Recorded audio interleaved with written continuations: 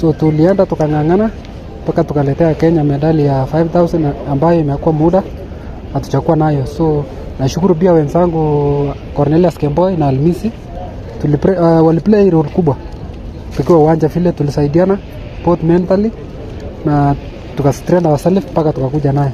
I'm grateful we are back. We went with hopes and wishes, but right now we are happy. On my side, I'm happy, and I would like to thank all those who believed in me, who supported me, my family, my coach, my manager and the ministry. Langu ni kushukuru tu Mwenyezi Mungu kwa kuniwezesha kwenda kwa maandalizi yangu ya 3, nikaenda kupata ile medali yenye nimepata bronze. So ni kushukuru tu Mwenyezi Mungu na kushukuru coaches wangu na management na pia department ya police kwa support zenye wamenipea.